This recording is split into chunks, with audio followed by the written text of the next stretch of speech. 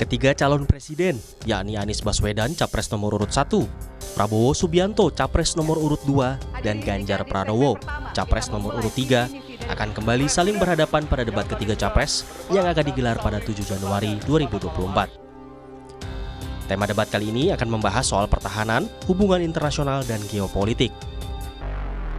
Ketiga calon presiden pun sudah menyiapkan sejumlah visi misi soal pertahanan dan keamanan. Pasangan Anies Mohaimin Iskandar menyebut bakal merumuskan strategi pertahanan Indonesia yang relevan dengan perkembangan situasi nasional dan internasional. Selain itu, mereka juga ingin mewujudkan profesionalitas TNI serta meningkatkan inovasi, produksi, dan teknologi pertahanan. Juru bicara Timnas Amin, Zulfikar Amir menyebut, timnya akan menggarisbawahi tata kelola pertahanan khususnya dalam prosedur pembelian alutsista. Dalam tata kelola sistem pertahanan, khususnya di dalam apa yang perlu dirubah? Prosedur pembelian, pembelian alutsista, lalu kemudian. Memang yang sekarang kenapa? Kalau kita lihat ada beberapa masalah khususnya di dalam aspek institusional, aspek kelembagaannya ya, aspek proses pengambilan keputusan pembelian alutsista. Di sisi lain kita juga ingin menggarisbawahi permasalahan kesejahteraan para TNI dan Polri, di mana kita ingin supaya kesejahteraan mereka juga meningkat sebagai bagian dari aparat negara gitu. Sementara pasangan Prabowo Gibran mengusung visi pertahanan mulai dari meningkatkan jumlah anggaran pertahanan secara bertahap, mempercepat peningkatan kemampuan industri strategis nasional dalam memenuhi alutsista TNI Polri, serta meningkatkan konektivitas dan keamanan dari ancaman siber. Juru bicara tim kampanye nasional Prabowo Gibran menyebut akan memaksimalkan debat ketiga capres ini, di mana tema debat yang diangkat kali ini merupakan bidang yang dikuasai Prabowo. Terlebih, ia sebagai Menteri Pertahanan saat ini. Apalagi misalnya debat yang ketiga itu Prabowo banget lah, soal pertahanan, soal hubungan luar negeri, yang memang selama ini Pak Prabowo core-nya di situ sebagai seorang Menteri Pertahanan, sebagai seorang ahli geostrategi dan geopolitik begitu ya. Jadi kami sangat yakin. Tapi tentu kita tidak boleh underestimate terhadap pasangan yang lain ya, karena bagaimanapun bagi kami momen seperti debat yang kedua, ketiga, keempat, kelima dan seterusnya itu memiliki makna yang sangat penting. Pasangan nomor urut 3 Ganjar Mahfud memiliki visi misi bidang pertahanan dengan melakukan modernisasi pertahanan sakti atau perkasa dengan keunggulan teknologi 5.0, mewujudkan prajurit sejahtera dan industri pertahanan keamanan kelas dunia. Di sisi lain, juru bicara tim pemenangan Ganjar Mahfud, Ciko Hakim menyebut, bisa saja tema yang dibahas debat kali ini berbanding terbalik dengan Prabowo Subianto. Ciko menilai, rekam jejak Prabowo Subianto selama menjabat sebagai Menteri Pertahanan belum cukup terbukti apa pencapaiannya. Ya, selama menjadi Menteri Pertahanan, apa yang sudah dicapai, apa yang tidak dicapai, kegagalan apa, ya kan? Kita bicara soal pasti ada hubungannya lah dengan kegagalannya dia di food estate, ya kan? Kita bicara soal hutang alutsista yang terus naik, ya kan? Di mana juga padahal beliau ingin menjadi presiden di periode ke depan, tapi masih sempat-sempatnya naikin hutang alutsista. Sementara jadi presiden ingin program-program yang luar biasa seperti makan gratis 400 sekian triliun. Ini kan juga akan menjadi pertanyaan nanti. Jadi bisa menjadi panggungnya Pak Prabowo atau sebaliknya. Lalu, apa yang harus dicermati pemilih terkait isu pertahanan keamanan dalam debat kedua calon presiden sebelum menentukan pilihan nantinya? Tim Liputan, Kompas TV. Kita memulai visi misi dari calon presiden nomor urut 1, maka pada Debat ketiga yang akan diikuti oleh ketiga calon presiden kurang dari 10 hari lagi atau akan digelar pada 7 Januari 2024 yang kali ini mengangkat tema pertahanan, keamanan, kemudian hubungan internasional dan juga geopolitik. Topik ini jadi menarik saudara karena Capres nomor urut 2 yakni Prabowo Subianto punya latar belakang yang sangat dekat dengan tema ini yakni pertahanan keamanan karena sebagai Menteri Pertahanan. Nah begitupun juga dengan Capres nomor urut 3 Ganjar Pranowo di mana pendampingnya adalah Mahfud MD yang juga menjabat sebagai Menko Polhukam. Kita akan bahas bahas kesiapan soal ketiganya dan juga apa sebenarnya yang harus penting dibawa oleh ketiganya pada saat debat ketiga nanti bersama dengan pengamat militer Anton Aliabas. Selamat sore, Mas Anton. Terima kasih sudah bergabung bersama kami di Rumah Pemilu. Selamat sore Mbak Maida. Mas Anton, ini kan kubunya Prabowo bilang kalau tema debat ketiga ini kan Prabowo banget nih. Apakah ini bisa jadi tema yang menguntungkan untuk pihak Prabowo sebagai Menteri Pertahanan? Ya, sebenarnya di atas kertas demikian gitu, karena dalam hampir 4 tahun terakhir ini Pak Prabowo menjabat sebagai Menteri Pertahanan. Tapi patut diingat tadi sempat disinggung bahwa pasangan dari Ganjar Pranowo, Pak Mahfud MD, juga merupakan sebagai Menko Polhukam, lalu juga Pak Muhaimin Iskandar itu juga pernah tercatat sebagai wakil ketua DPR bidang Polkam. Jadi sebenarnya tiga pasangan ini itu punya sedikit banyak punya pengetahuan yang sama gitu ya. Memang tapi di atas kertas ya Pak Prabowo yang tadi kalau dibilang Kang Aceh inilah Prabowo banget. Tapi jangan lupa gitu ya, jangan lupa bahwa Pak Prabowo nggak mungkin dengan strateginya menyerang, gitu ya. Jadi pasti strateginya bertahan. Sementara paslon nomor 1 dan nomor 3 sangat mungkin menggunakan strategi menyerang. Nah, namanya bertahan, apalagi ada beberapa capaian yang meleset, gitu ya. Ini tentu juga sedikit banyak harus diantisipasi oleh nomor 2. Gimana misalnya target minimum essential forces yang meleset, yang mestinya targetnya 100%, kemudian hanya sekitar 70%, lalu juga dengan kesiapan dari TNI gitu. Nah, ini juga belum lagi kita ngomong tentang daftar belanja yang sampai sekarang masih belum dieksekusi gitu. Itu jadi ada beberapa hal yang itu sebenarnya punya ruang untuk diskusi lebih lanjut dan punya ruang untuk kemudian diperdebatkan, didiskusikan gitu. Jadi di satu sisi memang bisa saja Prabowo ini mempunyai keuntungan, tapi di sisi lain hati-hati bisa salah langkah, kemudian justru malah kejadiannya sebaliknya. Itu, Mbak Maido.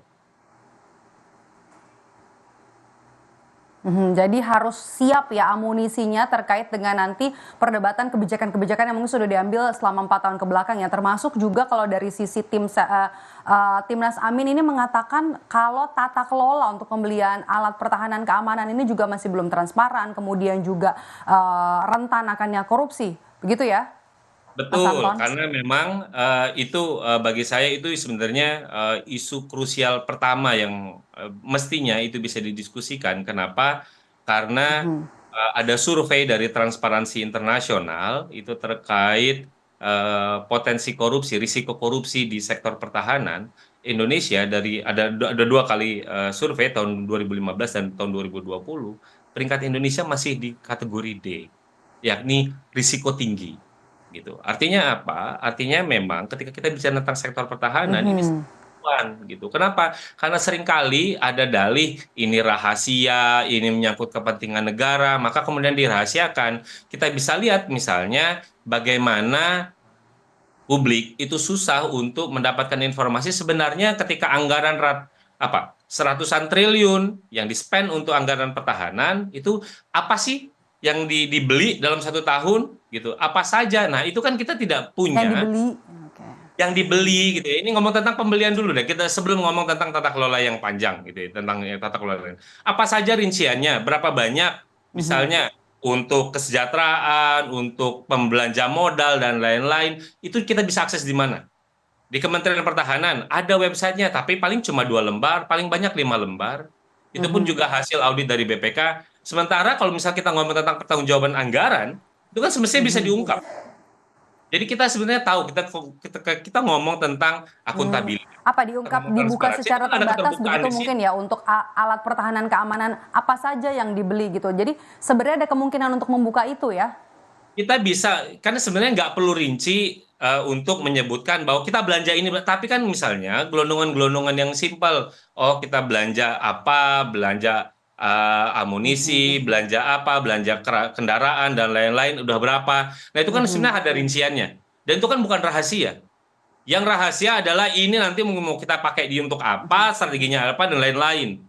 Gitu. Itu yang akan menjadi menyangkut kerahasiaan. Tapi kalau misalnya berapa budget yang di-spend hari ini, apakah ketika kita menuntut bahwa anggaran pertahanan harus naik di atas 1% PDB dan lain-lain, komposisinya sebenarnya berapa persen sih untuk anggaran rutin gaji, berapa persen untuk perawatan, berapa persen untuk belanja modal. Jadi kita tahu ketika kita bicara tentang modernisasi, kan itu kan komponen di belanja modal. Belanja modal Nah, setiap Mas Anton, kalau menurut Anda berapa, Pak? Sorry Mas Anton, saya potong. Menurut Anda seberapa penting nanti belanja untuk alat pertahanan keamanan ini? Kalau misalnya kita lihat juga yang sering dikesampingkan, yang juga sering terjadi adalah keamanan siber kita sering bobol. Ini juga jadi ada dalam visi misi ketiga paslon ini nggak sih? Betul. Kalau soal siber, ketiga paslon menyinggung soal itu. Cuma problemnya ketika kita bicara tentang berbicara tentang modernisasi, maka itu pasti akan kita bicara tentang belanja modal. Ada berapa banyak dari misalnya 120 triliun, 130 triliun. Dari 130 triliun itu belanja modal kita berapa? Jangan-jangan karena selama ini distribusi yang namanya anggaran pertahanan itu sekitar untuk pos rutin ya, untuk jadi gaji dan lain-lain itu sekitar 50-60%. Sementara untuk belanja modal tuh nggak pernah nyentuh angka 20%.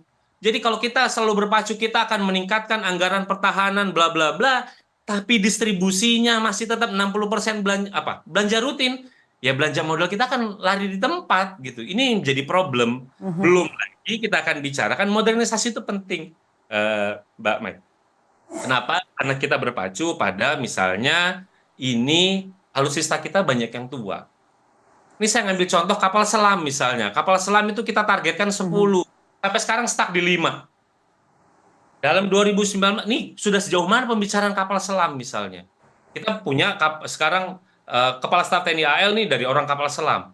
Tentu pasti punya keinginan untuk kita perkuat dong nih kapal selam. Kenapa ada masalah apa dari 2023, dari 2019 sampai 2023 ada pembicaraan kapal selam ya misalnya gitu. Jadi itu yang ketika di sisi lain ketika kita bicara tentang keamanan siber itu ada interseksinya ada banyak, tidak hanya menyangkut pertahanan tapi menyangkut keamanan, juga menyangkut misalnya di situ ada Kominfo gitu. Jadi ada banyak nih tata kelola ketika kita bicara tentang keamanan siber gitu. Ini yang juga sedikit banyak ke depan ketika kita bicara tentang ada karakteristik Itu perang dari yang baru sisi dari menyangkut alat siber. pertahanan keamanan ya Mas Anton. Tapi kalau dari calon presiden atau pasangan capres nomor urut 3 Ganjar Pranowo ini kan menyoroti soal kesejahteraan anggota TNI. Menurut Anda bagaimana tingkat kesejahteraan anggota TNI saat ini? Nah, ini juga ini tiga sebenarnya kalau kita pelajari dari 3 dokumen ya, ini semua menyangkut ngomong tentang kesejahteraan. Cuma problemnya tidak ada konsep konkret bagaimana sih sebenarnya kesejahteraan TNI yang ingin dibangun. Gitu. Karena selama ini ketika kita bicara tentang kesejahteraan yang namanya TNI dan Polri itu sama dengan ASN biasa. Padahal karakter kerja mereka berbeda. Jadi kalau misalnya mereka ingin menawarkan sesuatu, semestinya yuk bahas dong, keluarin dong idenya. Apakah mereka berani misalnya mengusulkan sebuah proposal baru, ini loh mekanisme kesejahteraan untuk TNI Polri. Kenapa? Karena tanggung jawabnya berbeda, mereka 24 jam, 7 hari tanpa libur dan lain-lain. Ini karakteristik yang berbeda. Semestinya ada tolak ukur, ada indikator yang berbeda yang ditawarkan sehingga kita kemudian bergerak diskusinya. Mereka semua tiga capres ini, 3 pasangan ini bicara ngomong tentang kesejahteraan, tapi bagi saya ceritanya cuma normatif. Kita nggak ada cerita baru. Ini gimana sih kita ngomong tentang kesejahteraan? Kesejahteraan itu ini konsep penggajian baru untuk TNI yang misalnya paling minimnya segini, paling besar segini. Jadi punya hitung-hitungan berbeda. Dan bagi saya itu hal yang wajar. Karena apa? Karakteristik TNI Polri itu berbeda dengan ASN kebanyakan. Sehingga semestinya polanya itu berbeda. Masa misalnya ini kita ngomong kesejahteraan, tukin TNI Polri itu belum 100% gitu. Sementara mereka kerja 24 jam, 7 hari tanpa libur, tapi kemudian tukinnya kurang dari 100%, masih sekitar 70, 60, 70% gitu loh. Jadi ketika kita ngomong Jadi kurang detail, kurang konkret gitu ya, Mas Anton ya? Gimana Mbak? Gimana Mbak Mei? Oke, Mas Anton, yang Anda lihat dari visi misi ketiga pasangan paslon capres cawapres ini mana yang paling mendekati konkret soal pertahanan, keamanan, kemudian juga soal hubungan internasional, soal geopolitik yang paling konkret mendekati poin-poin yang kita bahas tadi soal pembelian alat pertahanan keamanan, kemudian juga soal kesejahteraan TNI dan juga soal yang paling penting adalah menjadikan Indonesia poros maritim dunia. Itu saya pakai kata kunci yang terakhir, poros maritim dunia. Yang menggunakan istilah poros maritim dunia hanya paslon nomor 3. Paslon nomor 2 itu menggunakan istilah poros maritim, nggak ada kata dunianya. Sementara paslon nomor 1 menggunakan istilah maritim, itu menggunakan kata maritim pada banyak aspek gitu. Jadi masing-masing dari baik itu nomor 1, nomor 2, nomor 3 punya kelebihan dan kekurangan yang berbeda-beda. Tapi secara garis besarnya bagi saya gitu, yang menilai itu bagi saya mereka masih normatif.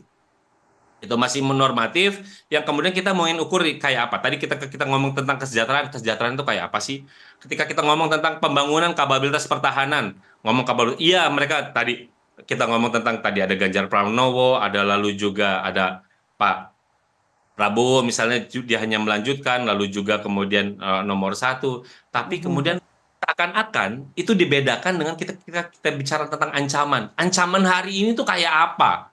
Tren lingkungan strategis kita kayak apa? Ketika kita bicara tentang VUCA, volatile, uncertain, complexity, ambiguity, ini dikaitkan dengan pembangunan kekuatan kayak apa? Jadi seakan-akan pembangunan kekuatan itu berdiri sendiri, lalu kita berbicara tentang ancaman lingkungan strategis berdiri sendiri. Ini yang bagi saya tidak ada seakan-akan ini berdirinya masing-masing gitu. Padahal ini saling terkait satu sama lain gitu. Jadi kalau tadi dibalik lagi, ini sebenarnya bagi capres yang mana, paslon yang mana yang mendekat realistis, bagi saya tiga-tiganya itu masih pada tataran normatif. Dan ini harapannya yang ingin dilihat bahwa ketika nanti diskusi, harapannya tidak menggunakan istilah, tidak menggunakan nanti singkatan. Ini ngomong tentang sektor pertahanan tuh paling banyak singkatannya aneh-aneh gitu ya kan, mau bahasa Indonesia, bahasa Inggris gitu ya. Oke, menarik untuk disimak, menarik untuk dinanti. Karena juga temanya sangat menarik soal pertahanan, keamanan, hubungan internasional, dan juga geopolitik. Kita tunggu nanti tanggal 7 Januari 2024. Terima kasih atas analisa Anda, pengamat militer Anton Aliaba, sudah bergabung bersama kami di Rumah Pemilu hari ini. Sehat selalu Mas Anton. Sama-sama Mbak.